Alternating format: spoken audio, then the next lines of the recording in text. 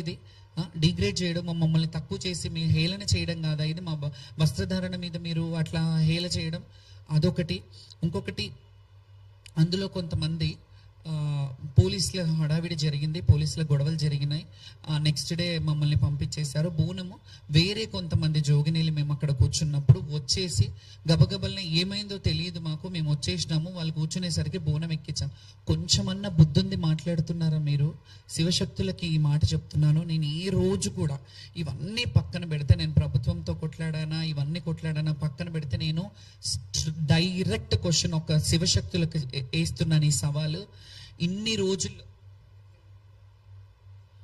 రోజులు శివశక్తులకు మేము ఏదైతే చేస్తున్నామో, శివశక్తుల గురించి పోరాడుతున్నామో, ఏ రోజు నా గురించి పోరాడలేదు. నా గురించి ఒక్కదాని గురించి అయితే, నా గ్రీన్ కార్పెట్ కాదు, 7 కలర్స్ ఆల్ కలర్స్ కార్పెట్లు వేసేస్తారు. నేను నా క్యాలిబర్ ఏంటో నాకు తెలుసు, కానీ నేను ఏ రోజు అలా అడగలే. మా శివశక్తులకు ఒక క్యూ లైన్ పెట్టండి, మా బోనాల వాళ్ళు ఇన్ని కిలోల బరువును ఎత్తుకొని ఉంటారు, మా బోనాలు ఎత్తుకునే శివశక్తులు బోనాల వాళ్ళు కానీ మహిళలు ఉంటారు, చిన్నపిల్లలతో వస్తుంటారు, చిన్నపిల్లల్ని బిడ్డలని చంటి బిడ్డలని ఇళ్లలో పెట్టి బోనం ఎత్తుకోవాలి, అమ్మకు ఆ రోజు బోనం చేయాలనే తపనతో చాలా వేలాది మంది భక్తులు వస్తుంటారు. వీళ్ళందరి గురించి నేను పోరాడితే, మీరు ఈ రోజు కొంతమంది శివశక్తులు పనిగట్టుకొని ఆమె పబ్లిసిటీ స్టంట్ చేసిందేమో, ఆమె మాకు ఈఓలు పిలిచారు, మాకు ఎండోమెంట్ వాళ్ళు పిలిచారు, ఈ ఆఫీసర్ రిసీవ్ చేసుకున్నాడు, ఆ ఆఫీసర్ రిసీవ్ చేసుకున్నారు అని చెప్తున్నారు కదా. వాళ్ళకి నేను ఒక సవాల్ వేస్తున్నాను, ఒక ప్రశ్న అడుగుతున్నాను.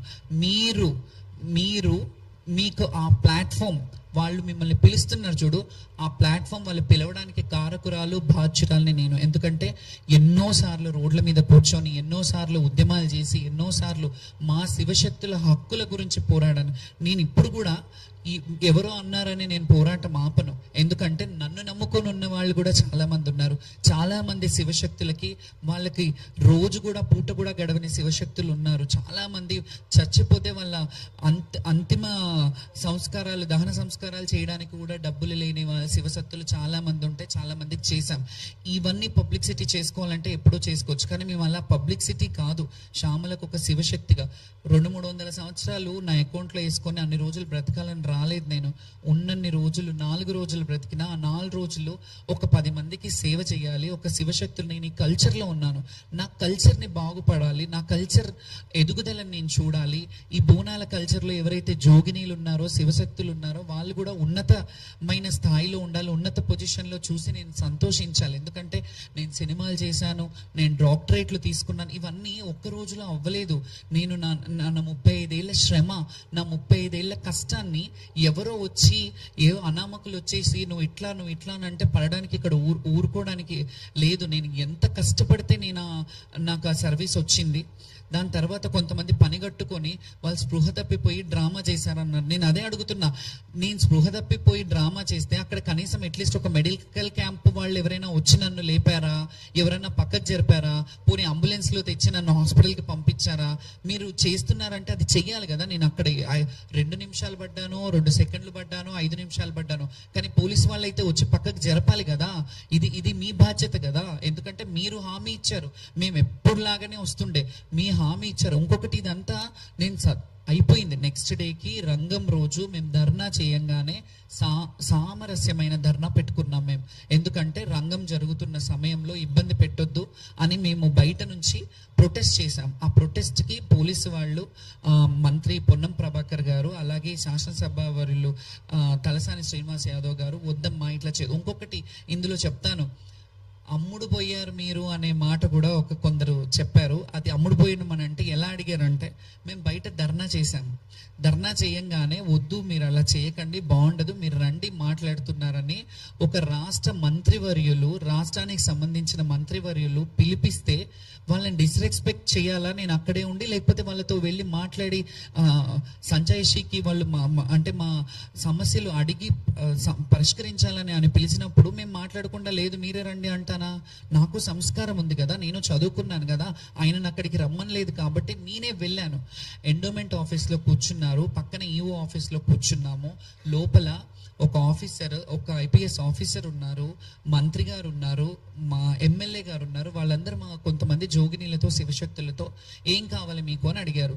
ఏం కావాలంటే ప్రతిసారి ఇదే గొడవలు ఏంటి సార్, మాకు కూడా రైట్స్ ఉన్నాయి, మేము ఎన్నో ఏళ్ళ నుంచి బోనాలు తెస్తున్నామంటే మీ రైట్స్ 100% ఉన్నాయమ్మా, ఏం చేస్తే బాగుంటుంది అని అన్నారు. నేను అన్నాను, మా వాళ్ళల్లో కూడా ఇట్లా బోర్డు మెంబర్స్ ఎవరన్నా వేస్తే వాళ్ళైనా అట్లీస్ట్ మమ్మల్ని రిసీవ్ చేసుకుంటారు.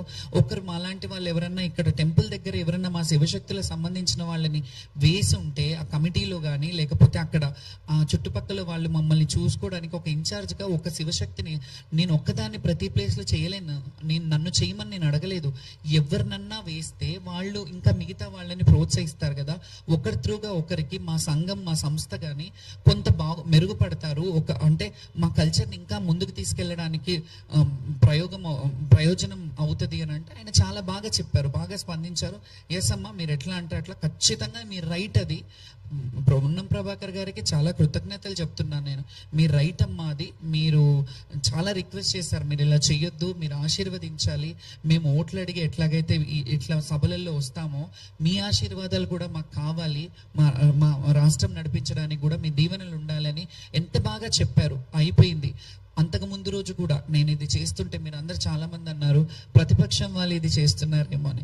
ప్రతిపక్షం వాళ్ళు చేయడం కాదు, అసలు చెప్పాలంటే అంతకు ముందు రోజు తలసాని శ్రీనివాస్ యాదవ్ గారు పోలీస్ డిపార్ట్మెంట్ వాళ్ళు ఆయనకి మాకు ఎప్పుడైనా వెళ్తున్నప్పుడు వస్తున్నప్పుడు ర్యాప్ ఉంటుంది కాబట్టి ఆయనతో కాల్ చేయించి మమ్మల్ని అడిగారు, అమ్మా మీరు ఇలా చేయకండి, బాగుండదు, ఇది బయట వేరేగా పోట్రే అవుతుంది, అంతా వేరేగా వెళ్తుంది, దీన్ని వదిలేద్దాం, మీకు ఏమైనా కావాలంటే సమస్యలు ఉంటే అడుగుదాము, మీరు రండి అని అన్నారు. అంటే నేను నెక్స్ట్ డే వెళ్ళాను కదా, సామరస్యంగా ప్రొటెస్ట్ చేస్తున్నప్పుడు వచ్చినప్పుడు ఆయనని కూడా ప్రతిపక్షం వాళ్ళు చేశారు అని వాళ్ళ మీద వేయడం చాలా తప్పు. ఎందుకంటే ఆయన బయటకు వచ్చి జోగినీలకు జరిగిన ఏదైతే ఈ సమస్యలు ఉన్నాయో, జోగినీలకు జరిగిన ఇబ్బందులు, వాళ్ళకి జరిగిన అవమానాల పట్ల ఒక ఎమ్మెల్యే హోదాలో ఉండి, ఒక మాజీ మంత్రి హోదాలో ఉండి ఆయన భేషజాలకు పోకుండా, అది పార్టీకి సంబంధించింది కదా, ఇప్పుడున్న గవర్నమెంట్ కదా, వాళ్ళకి చూసుకోవాలి అని అనుకోకుండా సారీ చెప్పారు.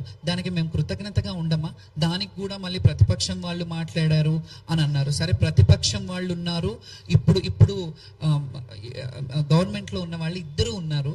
లోపలికి వెళ్ళి ఆయన మాట్లాడంగానే బయటకు వచ్చి చెప్పారు, మేము చూసుకుంటాము, వాళ్ళకి కొన్ని బోర్డు మెంబర్స్ అడిగారు, బోర్డు మెంబర్స్ ఇస్తే ఇలాంటి ఇష్యూస్ జరగవు కదా, వాళ్ళకు కూడా ఇలాంటి దేవాలయాల్లో కొందరిని అసోసియేట్ చెయ్యాలి అని వాళ్ళు కూడా ప్రెస్లో చెప్పారు మీ అందరి ముందే.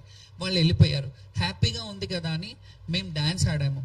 అక్కడ ఆడితే కొంతమంది జోగినీలు ఏమంటారు, మీరు డ్రామా చేశారా, మీరు ముందు ప్రొటెస్ట్ చేశారు తర్వాత పోయి డ్యాన్స్ ఆడారు అని అంటారు.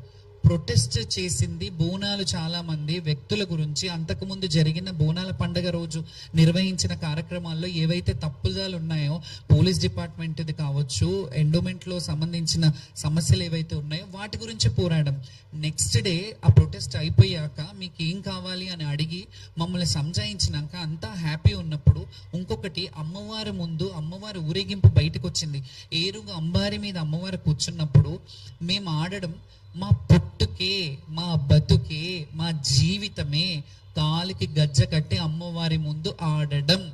జోగినీలంటేనే, శివశక్తులంటేనే మాకు గజ్జ కట్టిన వరకు, మేము గజ్జ కట్టేంత వరకు మా బ్రతుకులు గడవవు. ఎందుకంటే మేము రెడీ అవుతాము అని అంటున్నారు కదా సో కాల్డ్ పీపుల్స్. మేము రెడీ అవుతేనే మాకు అన్నం పుడుతుంది, మేము ఇలా ఉంటేనే మాకు నలుగురు మమ్మల్ని పిలిపించి బోనాలు ఎత్తుతారు. మా అన్నం ఇది, మా అందమే మా అన్నం, అందుకే మేము దాని గురించి అలంకారంగా తయారవుతాం. మీరు ఎలా మాట్లాడతారు? మీకు కొంచెమైనా మానవత్వం ఉందా? ఒక మనిషిని, ఒక శివశక్తిని, ఇంత సీనియర్ మోస్ట్ శివశక్తిని అట్లా మాట్లాడడానికి మీ మాటలు నన్నేం కుంగజెయ్యవు. అయితే ముందుగా ఏడ్చుకుంటూ కూర్చోవాలి, నెక్స్ట్ డే ఆడొద్దు అని అంటే మీరెవరు చెప్పడానికి? ఏడ్చుకుంటూ చాలా ప్రభుత్వాలు ఏడిపించాయి మమ్మల్ని, మమ్మల్ని ఏడిపించిన ప్రభుత్వాలు ఏడ్చుకుంటూ ఉన్నాయి. కానీ అట్లా మేము ఎప్పుడు కూడా ప్రభుత్వం వ్యక్తులను ఎప్పుడు విమర్శించలేదు.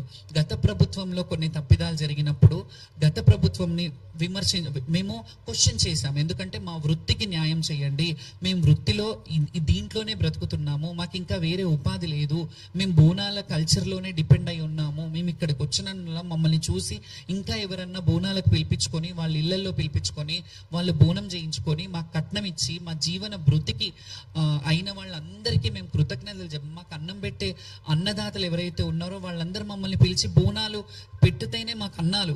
మేము చేసుకునే వేరే ఇది ఏమీ ఉండదు. మాకు బోనం వస్తే చాలా మంది శివశక్తులు, నేనన్నా కొంత అటు ఇటు కొన్ని సినిమా రంగంలో అందులో ఇందులో అంటే ఎందులో తక్కువ, మేము ఎందులో తక్కువ, ఒక డాక్టరేట్ తీసుకోవడంలో తక్కువ, ఒక చదువులో తక్కువ, సంస్కారంలో తక్కువ అని మేము ఎందులో తక్కువ కాదనేది నేను ఎప్పుడు కూడా మా శివశక్తుల్లో చాలా మంది నన్ను రోల్ మోడల్